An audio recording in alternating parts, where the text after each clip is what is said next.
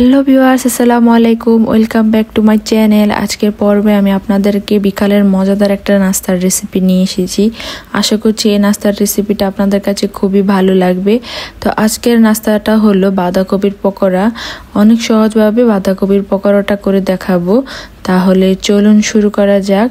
প্রথমে এখানে আমি একটা বাঁধাকপিকে খুব ভালো মতন কুচি কুচি করে নিয়েছি, ঠিক এরকম কুচি কুচি করে নিয়েছি। আর হ্যাঁ, ভিডিওটা আমার অনেক আগের, একটু দিতে লেট হয়ে গেছে। তো এখন এই শুকনা বাঁধাকপির মধ্যে আমি 1 চিমটি লবণ দিয়ে খুব ভালো মতন মেখে নেব। এতে আপনার বাঁধাকপিটা নরম হয়ে যাবে, আর এটা যে এক্সট্রা পানিটা থাকবে সেটা আমরা ফালিয়ে দেব। দেখুন, বাঁধাকপিটা আমি খুব ভালো মতন চিপে একদম রসটা বের করে নিচ্ছি।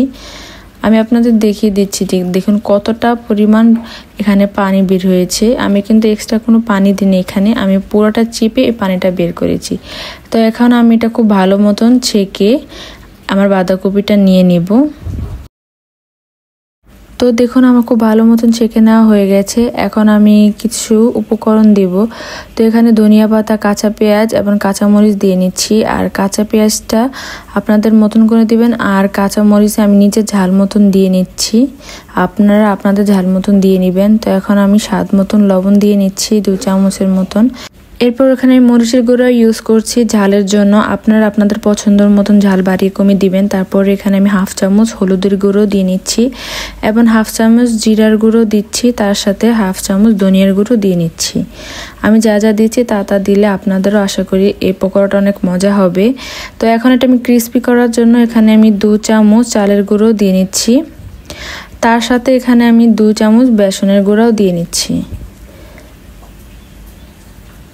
তো এখন আমি এই উপকরণ সবগুলো খুব ভালো মতন মিশিয়ে নিব, আর খুব ভালো মতন আস্তে ভালো করে মিশিয়ে নিতে হবে, যাতে এক্সট্রা কোনো দানাদার না থাকে। দেখুন, আমি খুব ভালো করে মিশিয়ে নিচ্ছি। এবং টেস্ট করে নিচ্ছি। তো আমার এ পর্যায়ে আরও 1 চামচ বেসনের গুঁড়া লেগেছে, তো আমি দিয়ে নিচ্ছি। আপনারাও এরকম বারবার চেক করে নেবেন যে আপনাদের যে বাঁধাকপি সেটা একদম ভালো ঠিক হয়েছে কিনা। ঠিক এই পর্যায়ে এরকম হবে। তো আমার এটা খুব ভালো মতন মাখা হয়ে গেছে। তো এখন আমি একটা ফ্রাই প্যানে পর্যাপ্ত পরিমাণ তেল দিয়ে তেলটা খুব ভালো মতন গরম করে নিচ্ছি। তো আমি এক এক করে আমার পকোড়াগুলো আমি ভেজে নেব। আপনারা আপনাদের পছন্দের মতন শেপ দিয়ে ভেজে নেবেন। তো মিডিয়াম আকারে প্রত্যেকটি পকোড়া আমি ভেজে নিচ্ছি। আর চুলাটা অবশ্যই আপনারা মিডিয়াম হাই রাখবেন, বেশি বাড়িয়ে দিবেন না, তাতে কালার চলে আসবে আর পুরা হয়ে যাবে, আর ভিতর দিয়ে একটুও হবে না। আমি একদম ডিম করে এটা ভেজে নিচ্ছি। দেখুন, আমার খুব ভালো মতন ভাজা হয়ে গেছে। ঠিক এরকম ব্রাউন করে আমি ভেজে নিয়েছি। তো এখন আমি প্রত্যেকটা ছেঁকে নেব। আপনারা চাইলে বলছি তো জাল কম সব কিছু আপনাদের পছন্দ মতন আপনারা বাড়িয়ে কমিয়ে দিবেন।